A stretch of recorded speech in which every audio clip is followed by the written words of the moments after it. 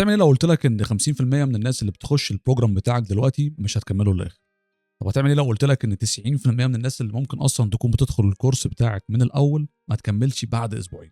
الفيديو ده هشرح لك نظام المتابعه اللي يساعد عملائنا مدربين ومقدمين الكورسات يوصلوا لاكثر من 6 ارقام شهريه، وهشرح لك بالظبط مواصفات نظام المتابعه القوي اللي تقدر تستخدمه ايا كان المجال اللي انت بتقدم فيه الكورس بتاعك، وازاي تقدر تطبق ده عندك في البيزنس بتاعك. According to Atlanta Journal Constitution الاونلاين كورسز 90% من الناس اللي بتدخلها بتدروب اوت بعد اسبوعين بس. برضو according للرئيس التنفيذي لشركه كورسيرا جيف ماجيونكالدا بيقول ان 50% ده الرينج بتاع الكومبليشن ريشيوز للكورسات اللي عندهم، الكورسات المدفوعه، يعني الناس بتدفع فيه كورسات على كورسيرا و50% منهم بس اللي بيكملوا الكورس للاخر.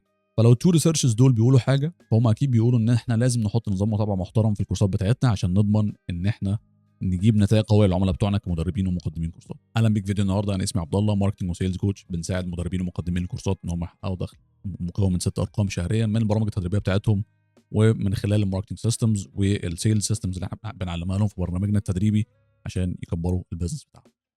دلوقتي خلينا اشرح لك حاجه مهمه جدا وهي مواصفات نظام المتابعه القوي. عندنا نظام متابعه مهم جدا بنشتغل بيه مع العملاء بتوعنا وهو اسمه بروجرس بايلوت.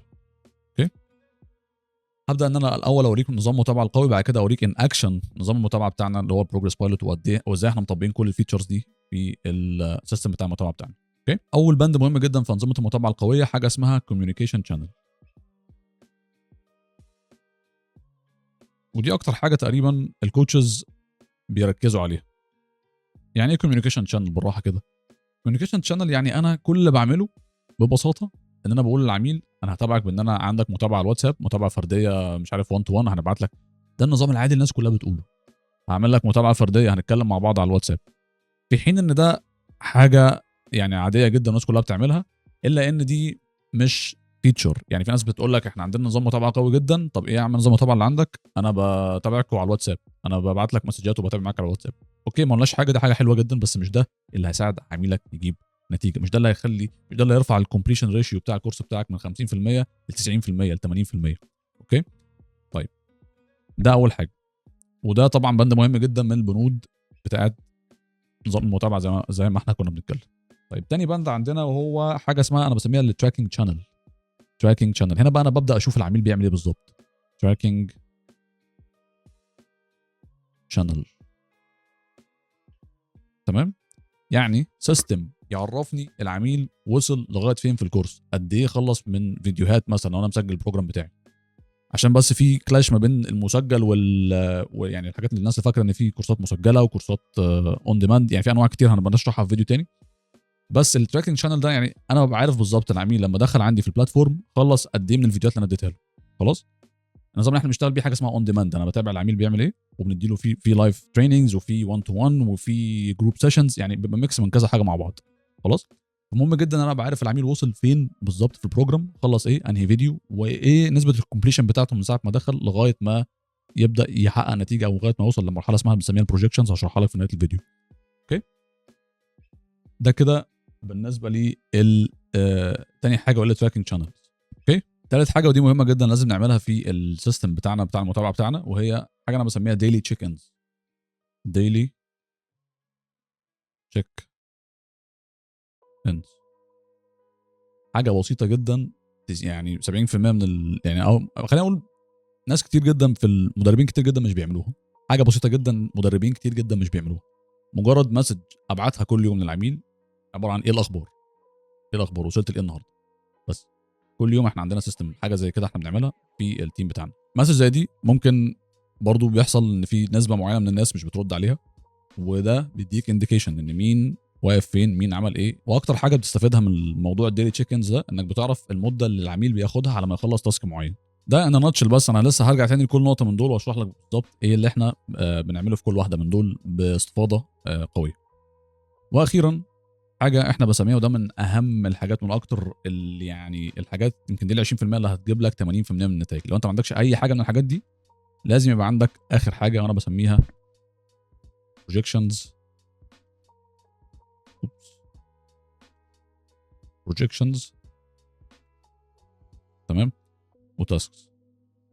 خلاص، ده مش الشكل الطبيعي. هتقول لي يا عبد الله ما انا بديهم تاسكات يعملوها بس مش بيخلصوها، دي حاجه وده حاجه تانية. البروجكشنز دي عباره عن مايلستونز يعني لكل جزء عندك في البروجرام.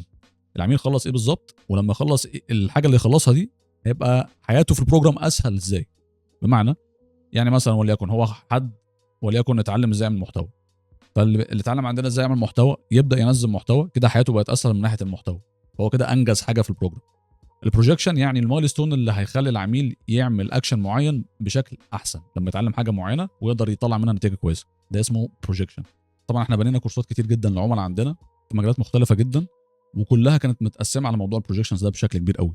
بنهتم جدا بالموضوع ده عشان نضمن ان كل عميل عندنا هيبقى طالع باني بروجرام قوي جدا وبيوصل العملاء بتوعه ل 90%، يعني 90% منهم بيوصلوا للكومبليشن ريشيو وبيجيبوا نتائج كويسه جدا. اوكي، البروجكشن والتاسكات. اوكي طيب تعالى نرجع بقى سريعا كده ونمسك واحده واحده من دول ونقول ازاي احنا بنكسل في كل واحده من دول عشان نبقى متاكدين ان احنا هنجيب منهم نتائج كويسه او هنعلي الكومبليشن ريشيو للبروجرامز بتاعتك بشكل قوي. اوكي طيب خلينا نروح للكوميونيكيشن شانل ونشوف ايه اللي احنا ممكن ايه اللي انت ممكن تعمله عشان تطور الكومبليشن ريشيو عندك في البروجرام بتاعك. اوكي طيب الكوميونيكيشن شانلز بتنقسم لكذا حاجه. اول وابسط حاجه الناس كلها تقريبا بتعملها ان يبقى عندك زي على الاقل ايه واتساب جروب لكل عميل، اشتغل مع كل عميل في واتساب جروب، بتابعه عملت ايه، الاخبار وصلت لايه وهكذا. تمام، دي اول حاجه. تاني حاجه بيبقى فيه زوم ميتينجز. اوكي يعني جروب 1 تو 1 ايا كان، خلاص. تالت حاجه بيبقى فيه ديلي تشيك اندز جوه البروجرام نفسه، يعني جوه الكوميونيكيشن نفسه كوسيله. يبقى في عندك الكوميونتي جروب بتاع البروجرام بتاعك. طبعا كل بروجرام اكيد ويفضل ان يبقى فيه كوميونتي جروب في كل الممبرز بتوع الكورس بتاعك، الناس كلها بتتفاعل مع بعضها، الجروب يبقى اكتف، يبقى في ناس بتنزل فيديوز، ناس الجديده بتعمل اونبوردنج فيديوز، داخلين اهلا بيكم وانا اسمي كذا كذا داخل معاك في بروجرام جديد وهكذا. ده شكل الكوميونتي جروب. تمام، فيسبوك كوميونتي جروب لكل بروجرام. اوكي في عندك كل الممبرز بتوع الكورس بتاعك موجودين في الجروب ده، بينتراكتوا سوا، بيشتغلوا سوا مع بعض، بيتعاونوا مع بعض على بروجكتس معينه وهكذا. الكوميونتي دي اكتر حاجه بتعلي الانفايرمنت يعني عندك في البروجرام، وبتخلي الناس تحفز بعضيها انها تجيب نتائج، وخصوصا ان انت لو بتنزل فيه النتائج بتاعت العملاء بتوعك. تمام، يعني لو انت مثلا حد من العملاء بتوعك جاب نتيجه قويه جدا، بتنزل في الكوميونتي جروب يا جماعه فلان جاب نتيجه. اوكي وده بيحفز الناس اللي موجوده ان هي تبدا تخلص الكورس، ان هي تستمر في ان هي يعني تنجز البروجرام عشان توصل لنتائج احسن، وده في النهايه بيعلي الكومبليشن ريشيو. برضه من ضمن الحاجات المهمه جدا حاجه احنا بنسميها لون فيديو فيدباك او شورت فيديو فيدباك. خلاص، دي بتبقى عباره عن ان انا العميل مثلا بعد ما خلص تاسك معين بنعمل ايه؟ بنعمل فيدباك. طبعا ده لو الموضوع يستاهل يعني. تمام، فيدباك فيديو بنشرح له فيه المشكله، الحاجه اللي هو عن المشكله عن حاجه معينه مثلا كانت واجهته في البروجرام ده، او مثلا تاسك معين عمله بشكل خاطئ او عمله بشكل محتاج مراجعه، فبنعمله فيدباك فيديو زي الفيديو اللي انت بتتفرج عليه ده بالظبط. انا ببقى ماسك التاسك بتاع العميل كده وقاعد يعني ايه بديله عليه فيدباك بتاعتي عشان يقدر ان هو يكسل، يعرف يطور نفسه في الحاجه اللي هو بيشتغل فيها ويعملها بشكل صحيح.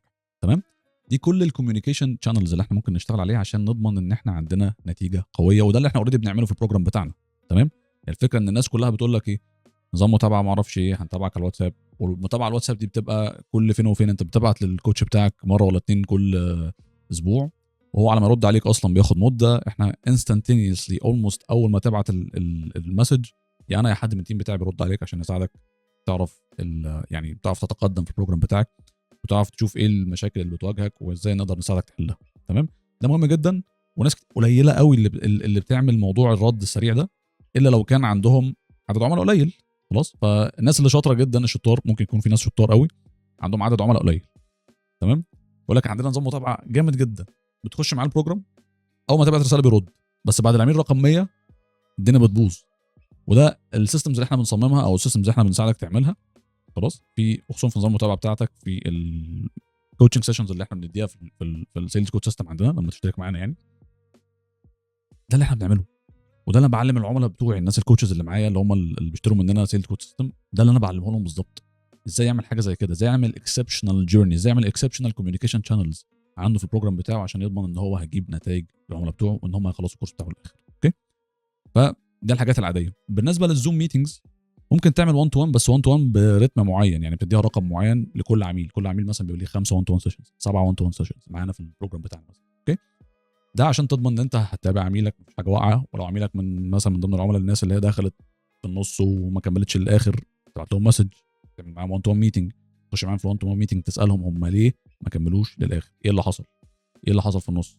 اوكي، ده برضو من ضمن الفيدباك زوم فيديوز اللي بتتعمل. تمام، عندك عميل بقاله شهر، كل شهر المفروض بيبقى في حاجه اسمها كل شهر بنعمل زي فيديو مراجعه كده، يعني نخش كل شهر شهريا. طبعا لو العميل مش بيتحرك خلاص بنعمل زي فيدباك ميتنج. الفيدباك ميتنج ده هدفه ان احنا نراجع الشهر اللي فات ايه اللي حصل فيه، العميل وصل لفين في معانا في البروجرام، ايه اللي حصل في يعني في حياته في خلال الشهر دخل فيه معانا، ايه اللي حققه، ايه اللي كان المفروض يحققه، وايه اللي المفروض يعمله في الفتره اللي جايه عشان ما يحصلش زي اللي حصل في الشهر اللي فات اللي هو somehow اجل او وقف بشكل ما. اوكي، ده كده احنا كل حاجه انت ممكن تكون محتاج تعرفها عن الكوميونيكيشن شانلز. تعال بقى نتكلم عن التراكنج شانلز. اوكي، انا ازاي بقدر اجيب بقى البيانات بتاعت العميل دي، هو اتاخر ازاي، عمل ايه، ما عملش ايه، كل الحاجات دي في البروجرام نفسه. اوكي، خلينا سريعا كده نفتح نبص سوا على النوشن بلاتفورم او النوشن تمبلت اللي عندنا احنا بنمشي بيه مع العملاء بتوعنا عشان نضمن ان هم هينجحوا. ده كده شكل النوشن سيستم، او ده شكل السيستم بتاع المتابعه بتاعنا من جوه، وده شكل التراكنج سيستم الدقيق جدا لكل حركه العميل بياخدها عندك في البروجرام بتاعك. اوكي، مهم جدا جدا. خلينا نرجع تاني للرسمه، انك يبقى عندك في التراكنج سيستم ده كلاينت داتابيس، يعني داتابيس كده محترمه لكل العملاء بتوعك بالاسماء، بمستوى الخبره بتاعتهم، بالاهداف اللي هم عايزين يطلعوا بيها، بالوقت اللي هم المفروض يبداوا فيه يجيبوا نتيجه. لان العميل بعد ما يخش، وليكن احنا عندنا في البروجرام بتاعنا في حاجه اسمها لانش ديت، بندي بريدكشن للوقت اللي العميل المفروض يلانش فيه عشان يجيب نتيجه. اوكي، او يلانش يعمل ماركتنج بهيفلي ماركتنج، يعني عشان يبدا يسوق ويجيب نتيجه في البروجرام بتاعه. فانت لازم يكون عندك حاجه زي كده، ايه الوقت اللي المفروض العميل لما يخش فيه، لما يخش معاك في البروجرام فيه يكون يعني يبدا يشوف نتيجه. الوقت ده امتى؟ بعد شهر، بعد اسبوعين، بعد 3، وتحطه عندك في البروجرام وتدي له بريدكشن لكل عميل بيخش، عشان تبقى عارف ان محمد مثلا هيجيب نتيجه بعد 30 يوم، محمد هيجيب نتيجه بعد 40 يوم، وتقدر انت نفسك تقيس ما مدى قوه السيستم اللي انت عامله عشان يساعد العملاء دول يجيبوا نتائج. اوكي، كلاينت داتابيز فيها كل البيانات بتاعت العملاء، وزي ما قلت لك اهم بيان، اهم من اهم الداتا اللي المفروض تكون عارفها عن العميل بتاعك، الوقت اللي هم هيجيبوا فيه نتيجه. اوكي، طبعا ده غير الاهداف بتاعتهم، غير المشاكل اللي بيواجهوها دلوقتي، غير مثلا مده الكورس قد ايه، دفع كام الدفعه الاولى ولا الثانيه، تراكنج سيستم، يكون عندك تراكنج شانل محترم تقدر تتراك كل اللي انا قلت لك عليه ده. خلاص، حضر كام ميتنج من الميتنجز اللي انت بتعملها، حضر كام 1 تو 1 ميتنج من ال 1 تو 1 ميتنجز اللي انت موفرها، كل الحاجات دي لازم تكون موجوده. تعالى اوريك سريعا احنا ازاي عملنا ده ان اكشن. خلاص، هنا بيكون عندنا اسم العميل اللي بيخش معانا، عندنا بيكون اسم يعني ستودنت، ده برضو نفس اسم العميل، برضو الجوين ديت بتاعه، تاريخ الانتهاء، فاضل له كام يوم معانا في البروجرام، خد قد ايه ايام اوف، لان في ناس بتقول انا يا عبد الله مثلا انا حصل لي مشكله، انا حصل لي ظرف، عايز 10 ايام اوف عشان اعرف ادير اموري، وبعد كده هرجع للبروجرام تاني. لازم يكون عندك كل الحاجات دي. البروجرام بتاعك ما ينفعش يبقى انت داخل معايا لا هم 3 شهور، لو افرض حصل له ظرف معاك في البروجرام هتعمل معاه ايه؟ هتسيبه؟ هتقول لا؟ هتتخلى عنه؟ لا، لازم يكون عندك نظام متابعه محترم زي ده عشان تعرف تتابع الايام الاوف، الايام اللي العميل خدها. تمام، وفي الاخر لاست اند ديت ده اللي هو التاريخ ما بعد الايام الاوف، يعني نطرح منهم الايام الاوف ونشوف اخر تاريخ المفروض العميل يكون معانا فيه لغايه امتى، بعد ما يبقى خد اجازه او حصل له اي حاجه لا ظرف ما يعني. اوكي، ده اللي انا بقول لك عليه اللانش ديت بريدكشن، يعني الوقت اللي العميل، احنا عندنا حاجه اسمها لانش، اللانش ده انت خلاص هيفلي هتبدا بقى تسوق للاوفرز بتاعتك والبرودكتس بتاعتك، التاريخ اللي هتبدا فيه تعمل كده امتى. خلاص، ليك انت مثلا لو انت وليكن ويلنس كوتش، لو انت هيلث كوتش بيبقى عندك مثلا تاريخ معين بتتوقع فيه ان العميل هيخس مثلا في 10 كيلو 5 كيلو، التاريخ اللي العميل هيبدا يجيب فيه نتيجه. تمام، ده مهم جدا. بيانات اخرى بقى زي الايميل والرقم والريفينيو ليفل اللي هو الكرنت اكسبيرينس العميل واقف فين دلوقتي، كورس كومبليشن ريشيو، اهي العميل خلص قد ايه من الكورس. تمام، دي ليها رابطه تقنيه كده، مجرد ما العميل يعمل كومبليت عندنا في البروجرام بتسمع هنا هو خلص قد ايه من الفيديوز اللي احنا مدينها له في البلاتفورم بتاعنا.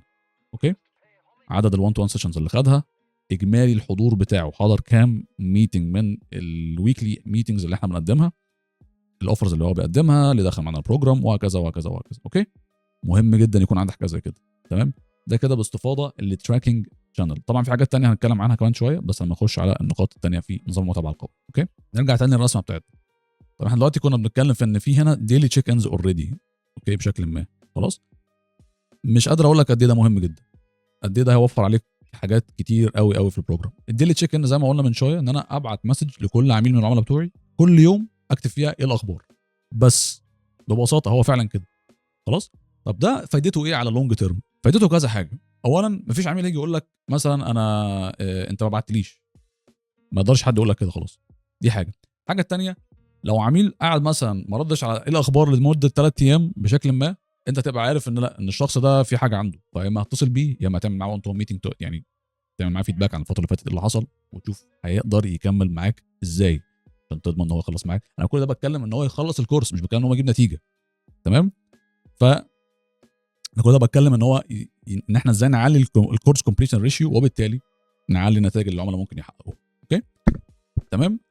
مجرد ما بتبعت كده، بيبدا بقى يبان العميل عندك، العميل اللي مثلا اللي حصل له ظرف، العميل اللي مش عايز يشتغل بشكل ما او بيتكاسل بشكل ما. بيبدا يبان عندك الناس اللي يعني اللي ساعات بعض المتدربين بيحبوا يرموا اللوم على السيستم بتاعك. محدش يقدر يقول لك كده، لان انت كل يوم بتبعت، انت كل يوم قاعد له ايه الاخبار، وصلت لايه، عملت ايه، بتتابع معاه بشكل يومي. فانت خلاص انت كده في الامان، بمجرد انك بس تبعت ايه الاخبار كل يوم للعميل بتاعك عشان تضمن ان هو يجيب نتيجه. اوكي، دي جزء بسيط كده. تخش بقى على اهم واكتر يعني حاجه هتعلي نسبه الكومبليشن ونسبه ان العملاء بتوعك يجيبوا نتائج. طبعا مش مجرد ان انا بتابع العميل ده معناه ان العميل هيجيب نتيجه، لازم يكون انت اوريدي عامل كورس محترم. ونتكلم في حاجه تانية في فيديو تاني عن حاجه اسمها سيستمز ثينكينج، ازاي تبني برنامج تدريبي بنظام اسمه سيستمز ثينكينج. وده النظام اللي ساعد عملائنا يعني يجيبوا لعملائهم نتائج افظع بكتير قوي من اي حد في الماركت تاني.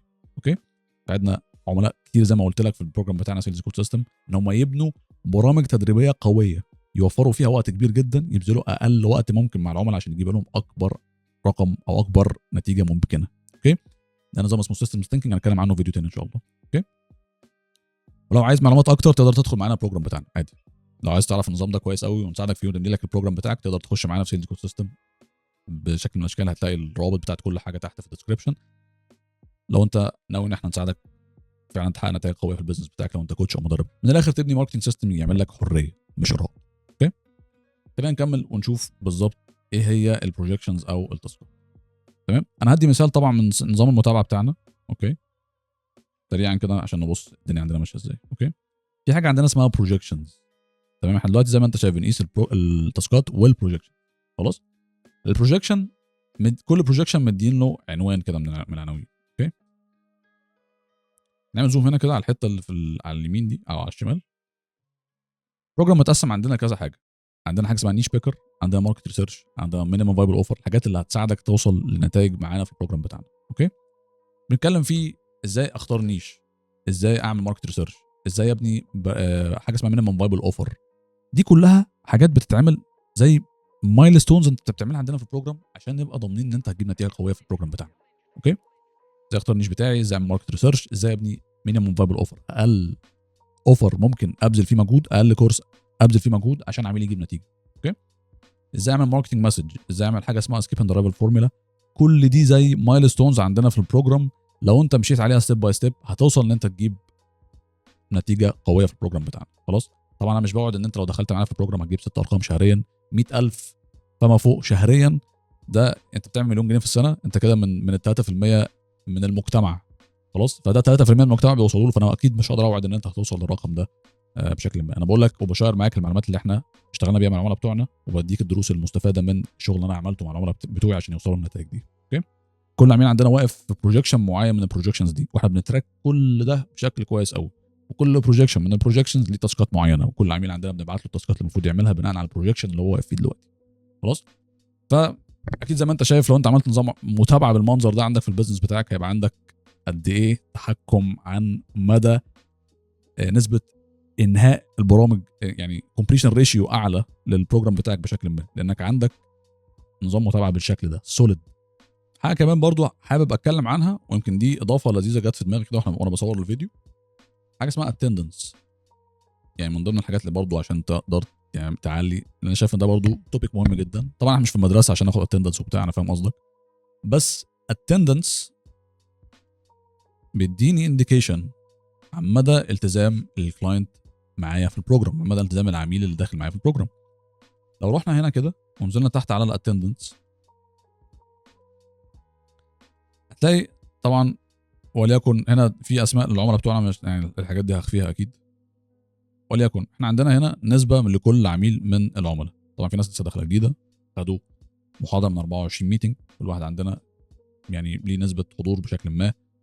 في عندنا ليت بريزنت، دخل امتى ما دخلش امتى، كل ده بنعرفه.